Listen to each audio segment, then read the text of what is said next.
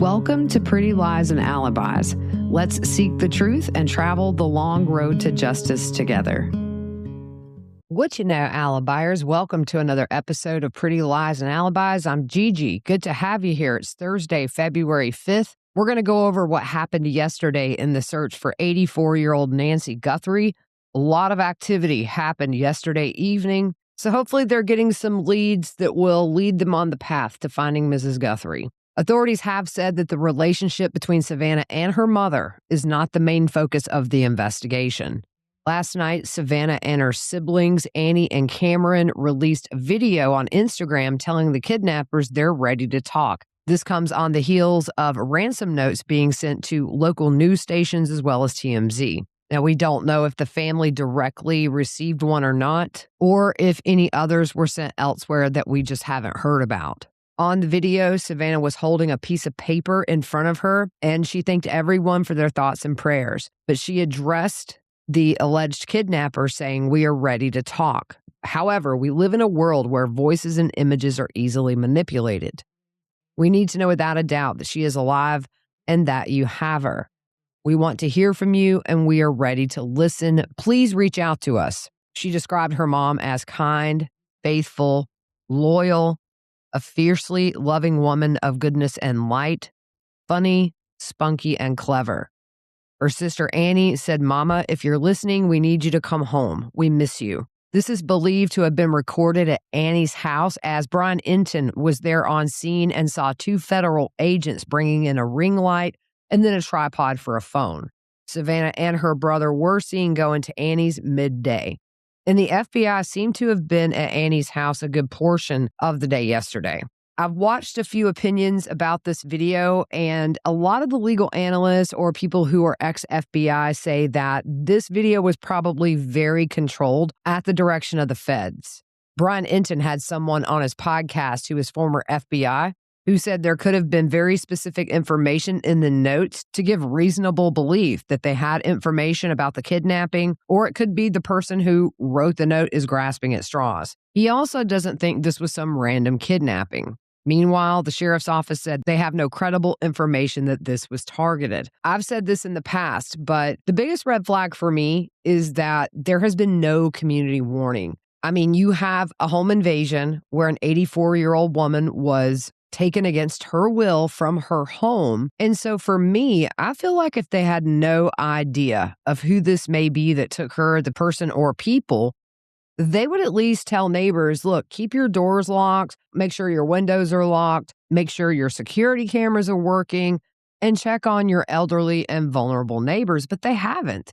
And also at these press conferences is something to me that the sheriff has kind of stumbled over when asked that very question about why has there been no community alert. I still believe very early on they had an idea of who may have taken Mrs. Guthrie, but that's just my 2 cents. Also, reporters are saying that they are seeing agents with the internet crimes against children at both scenes. So why would they be involved? Well, they do help in other cases that don't involve children since they deal with kidnappings a lot. They're also really good at retrieving data from phones and things like that, but they're very specialized. And they may have been helping the siblings with their video pleading with the kidnappers. Now, Brian Enton has been staging at Mrs. Guthrie's house for the most part. And days earlier, the sheriff's office said they had finished with that crime scene and they turned it back over to the family. And yesterday afternoon, Brian said after no activity really for a whole day, all of a sudden, police, Customs and Border Patrol, and the FBI showed up at the house, and they brought canines. They put up crime scene tape around the house, and they were in and out of the garage area. Agents were seen wearing gloves, and also they were seen carrying out evidence bags. And then you could see another agent with a camera. For me personally, I thought it was a little soon to release that crime scene, but the sheriff did say they would go back if they felt it was necessary. And clearly, something happened yesterday that sent them back. Brian also said there was a grid search on one side of the house, and in total, they were there for around 2 hours and they left. The sheriff said this was a follow-up investigation, but Brian said it seemed like they were there with purpose. The last time there was any activity at the house was on Tuesday, where there was a helicopter behind her house circling, and they had someone hanging out of the helicopter with some kind of a helmet on. So clearly looking for something from above. The FBI also was at daughter Annie's house a lot of the day as well yesterday. One agent was seen carrying a hard case with the Celebrite logo on the outside. And Celebrite, if you follow true crime, you know that's used to download the contents of digital devices like your phones, your tablets, your laptops. And that can recover text messages, call logs, photos, cloud backups, and videos. It can also be used to build timelines from GPS or message history, and they can recover deleted content. People on scene at Annie's house said the FBI was seen carrying items from inside the home to their vehicles. It can also show them app data like messaging or social media apps. They can pull deleted or hidden files when technically possible. And yesterday, the sheriff told the Today Show, "We have nothing else to go on but the belief that she is here. She's present, she's alive, and we want to save her." We're going to get into the pacemaker in just a second. I did some research, but Brian Enton was able to record those blood drops on the front porch of Mrs. Guthrie's home. It's a really small area that doesn't seem to go any further than the porch. This is a theory of mine. My brain's going all over the place with this case, but I've seen photos of Mrs. Guthrie, who is known to have heart problems, and her arms are very bruised, which is typical for someone with heart problems because they may be on blood thinners. And so I'm kind of wondering, could this maybe not be from a skin tear on her skin? Because the skin gets thinner and you bleed very easy. And I went through this with Grammy. When she would get a skin tear, it would bleed profusely for long periods of time. And when it fell on the floor, it was really in a similar pattern as to what the photo showed. I mean, the thing for me is it doesn't look like she was profusely bleeding. So maybe that's an indication that whatever caused the bleeding is not severe. But also, we don't know how much they found in the house either. Let's talk about this pacemaker. I've spent a good part of the morning researching how the pacemaker connects to the Apple Watch and then also what is available to her physician to look at.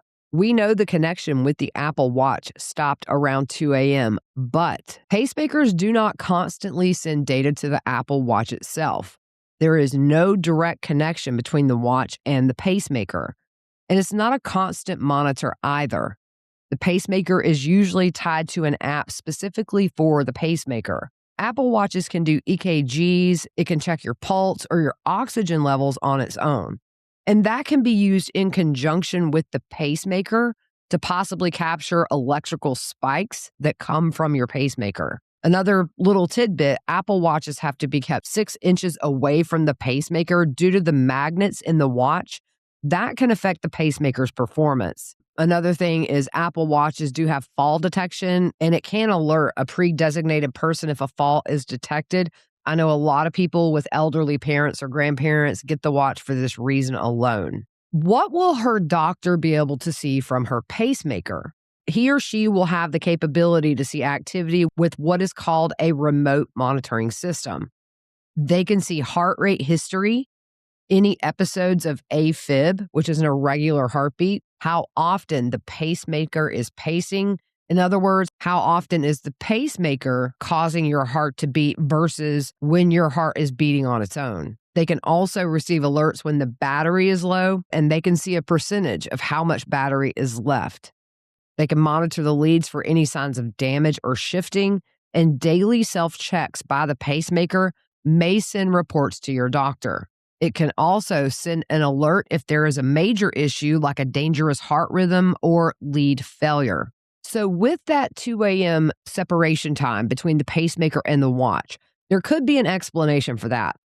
There is a schedule that often occurs automatically in the middle of the night between 2 and 3 a.m. And this is typically done while you sleep, provided your phone is near you, which the common range is 5 to 10 feet. And your phone also needs an active Bluetooth and internet connection to do this. So my big question, are they seeing activity on this heart monitor on the doctor's side that could lead the sheriff to say they believe she's still alive? Let's hope so, because she doesn't need her phone on her person or her watch for data to still be sent to her doctor. It's totally separate. There is a press conference at 1 o'clock Eastern today. I will run that live on YouTube, and I will put a link out for that. So come watch with us.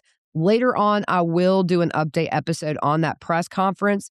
One last thing, there was a candlelight vigil last night in Tucson for Mrs. Guthrie with more than 500 people attending. There are so many people invested in this, including myself. I can't stop thinking about Mrs. Guthrie. She's 84. Bless her heart. And I just hope that they do find her alive. So look for another update later on today, but that is it for now. I hope you guys have a good rest of your afternoon, and we will see you soon.